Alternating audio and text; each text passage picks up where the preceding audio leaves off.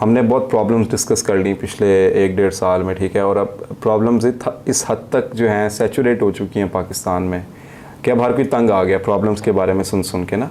तो we have to start discussion about some kind of way forward. कोई hope देनी चाहिए या सोचना चाहिए कि क्या पाकिस्तान के लिए अभी भी क्या रास्ता निकल सकता है बेहतरी के लिए। लेकिन उससे पहले हमें डिफ़ाइन करना पड़ेगा कि पाकिस्तान की करंट प्रॉब्लम्स क्या हैं और क्यों पाकिस्तान इस नहज पे पहुंचा है। तो मेरे ख़्याल में सबसे पहली और सबसे बड़ी जो प्रॉब्लम है वो पाकिस्तान का जो डिक्लाइन हमने देखा है पिछले कुछ अरसे में, वो सारा का सारा डिक्लाइन किसी ना किसी तरह रियल एस्टेट के साथ जुड़ा। आपकी स्पोर्ट्स सेलिब्रिटीज़, आपकी इंस्टीट्यूशंस, आपके ओवरसीज़ पाकिस्तानी, आपके आर्टिस्ट्स, सब लोग किसी ना किसी तरीके से वन वे और the other they can be seen advertising some kind of real estate project. ठीक है। आप पाकिस्तान की जो शहर पे सबसे बड़ा स्पॉन्सर है वो पार्क व्यू सिटी है। इसी तरह आप लाहौर इस्लामाबाद मोटरवे पे सफ़र करते हैं, सबसे बड़े जो बिल बोर्ड्स होते हैं वो हाउसिंग सोसाइटीज़ के हवाले से होते हैं। इसी तरह आप तो पाकिस्तान में जो इस टाइम ख़रीदो फरोख्त है, जो कंजम्पशन है, वो सब रियल एस्टेट से जुड़ी हुई है, जिसकी वजह से मुझे लगता है कि पाकिस्तान में कोई भी शोबा या कोई भी तबका जो है उसमें क्वालिटी ख़त्म हो गई है, डिक्लाइन आ चुका है उसकी। एक तो यार रियल एस्टेट को अंडरस्टैंड करना बड़ा ज़रूरी है कि फ्यूडलिज्म से निकली है ना real estate. Real estate is the modern face of feudalism, is the modern feudalism. Real estate का असल में जो प्लेस है, the best place to park ill gotten money. हाँ, दुनिया के किसी भी मुल्क के अंदर, यूके के अंदर it was very famous in Manchester. Hume city develop हुआ था, मैनचेस्टर टाउन सेंटर के ना पास है Hume, and it was very well known कि ये ड्रग मनी से सारा शहर बना है। ठीक है। यानी कोई बहुत बड़ा नहीं है, मेरे हाथ एक बाल टाउन का 1/6 होगा साइज़ में, लेकिन it was very famous rumour वहाँ पर कि ये पैसा जो है इन्होंने ड्रग मनी का लगा हुआ है काफ़ी ज़्यादा। The same thing happen in the US as well. Easiest place to park money is real estate. लेकिन पाकिस्तान की रियल एस्टेट में उनकी रियल एस्टेट में फ़र्क क्या है? उनकी रियल एस्टेट जो है ना वो डायरेक्टली बैंकिंग सेक्टर से जॉइन एट द हिप है। मैं जाकर, यानी उधर की जो रियल एस्टेट है ना वो बहुत ही रेयरली होगा कि एक छोटा मोटा घर जो है ना वो कोई अमीर बंदा जाके ख़रीदेगा, ठीक है ना। लेकिन अगर मेरे जैसे बंदे ने ख़रीदना, we are gonna take out a mortgage. Pakistan के अंदर ऐसा नहीं है। खान साहब ने शुरू किया था।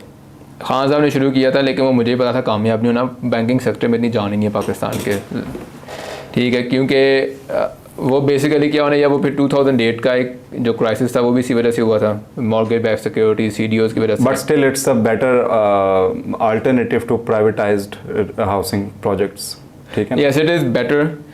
लेकिन पाकिस्तान में क्या हुआ है, पाकिस्तान के अंदर एक कम्प्लीटली डिफरेंट चीज़ भी हो रही है। वो है कि आपने 2001 से लेकर 2019 तक एक जंग के अंदर हिस्सा लिया, ठीक है ना।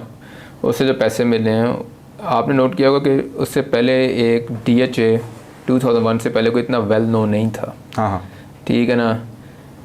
उसके बाद से, क्योंकि मैंने भी DHA 99 के अंदर फर्स्ट टाइम देखा था, तो बिल्कुल खाली है, बिल्कुल खाली, यानी थोड़े बहुत ही लोग रहते होते थे, और बड़े जो घर भी थे बड़े अजीबो गरीब से थे। अब इतना कोई डिज़ायरेबल लोकेशन नहीं थी। इट वाज़न्ट, बिल्कुल डिज़ायरेबल नहीं था। यानी अब तो मैं देखता हूँ तो अब देखकर बंदा कहता है कि व्हाट्स हैपेंड ओवर, कि हुआ क्या इधर।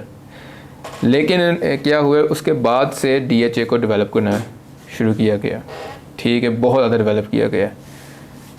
प्लस फिर आपकी जो वहाँ पर लोगों ने अपने जो पिंडों की गांव DHA को बेचे। यानी मेरा एक जानने वाला फेज़ 3 में रहता है, वो कहता है कि ये नाम का डिफेंस है, वरना है ये बिल्कुल ना पिंडों का कस्बा है। हाँ, कि वो जितने भी लोग हैं उन्होंने अपनी ज़मीनें बेच कर गाड़ी ख़रीदी है, सोना ख़रीदा है, घर खरीदा है, और घर ख़रीदा है, और बस बैठे हुए हैं और फूड रेस्टोरेंट्स में जाके जो है, और बस रेस्टोरेंट में जाके खाना खाना। ये पाकिस्तान की इकॉनमी का लुबे-लुबाब, ये पाकिस्तान की इकॉनमी का इस वक्त का लुबे-लुबाब है, ठीक है। अब रियल एस्टेट के अंदर बेसिकली होता क्या है कि पाकिस्तान के अंदर one of the very strange thing है कि प्लॉट की प्राइस अलग होती है, घर की प्राइस अलग होती है। पाकिस्तान वाहिद मुल्क है जहाँ पर आप पैसे पहले देते हैं प्लॉट के, प्लॉट आपको बाद में अलॉट होता है। हाँ, ठीक है, something like this happened in China as well.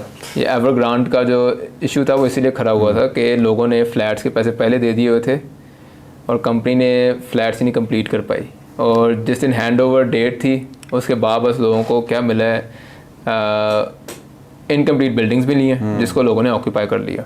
ये चीज़ चाइना के अंदर भी हुई है कि लेकिन प्लॉट नहीं बेचे उन्होंने वहाँ। यहाँ पर प्लॉट पहले बिकते हैं, फाइलें पहले बिकती हैं, प्लॉट बाद में अलॉट होते हैं, और फिर जब वो प्लॉट अलॉट हो जाते हैं, अगर आपने करोड़ की फाइल ख़रीदी है वो प्लॉट फिर जाएगा सीधा 5-6 करोड़ का। कैसे जाएगा उसके पीछे कोई वो नहीं है, क्या कहेंगे कि एम्पेरिकल कोई मेथड नहीं है कि जिसके मुताबिक आप उसकी 5 करोड़ की वैल्यू लगा भी सकें। जिस तरह यूके में होता है कि अगर एक स्ट्रीट है वहाँ पर 20 घर हैं, उनमें से एक घर भी अगर फ़र्ज़ करो ना 1.5 लाख पाउंड का बिक गया, वो पूरे के पूरे 20 घर अब 1.5 लाख पाउंड के इर्द गिर्द ही डगमगाते रहेंगे। बिल्कुल। यहाँ पर वो प्लॉट बिकता भी नहीं है, वो बस ही 5 करोड़ आस्किंग प्राइस, लेकिन स्पेकुलेशन के जरिए, स्पेकुलेशन एक्सट्रीम लेवल पर है।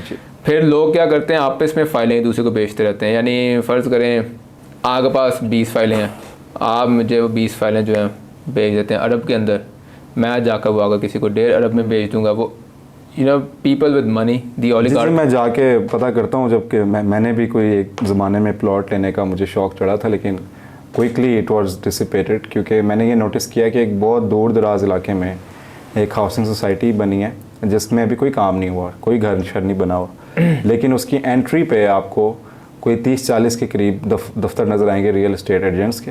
हाँ जी। और वो आपको जब नक्शा दिखाएंगे कि ये प्लॉट यहाँ अवेलेबल है, ये यहाँ अवेलेबल है, ये यहाँ अवेलेबल है, तो वो आपको ऐसा एक पिक्चर बताएंगे कि ऑलरेडी सब कुछ बिक चुका है और जल्दी से आप ले लें इससे पहले कि ये भी बिक जाए। तो वो बेसिकली उन्होंने सोसाइटी बनने से पहले ही आपस में खरीदो फरोख्त करके, स्पेकुलेशन करके उनकी प्राइसेस आर्टिफिशियल तरीके से कर दी होती हैं और कर दी होती। ये टोटली पाकिस्तान के अंदर अनरेगुलेटेड किस्म की जो है ना, क्या कहते हैं, लॉलेसनेस, मेरा नहीं ख्याल। नहीं, वाइल्ड वेस्ट है बिल्कुल। और इसका नुकसान पाकिस्तान को क्या हुआ है कि वो कहते हैं ना कि पैसा वहाँ पे लगना चाहिए जहाँ पे ज़रूरत हो, ये पैसा वहाँ पे लग रहा है जहाँ पे इसकी ज़रूरत नहीं है।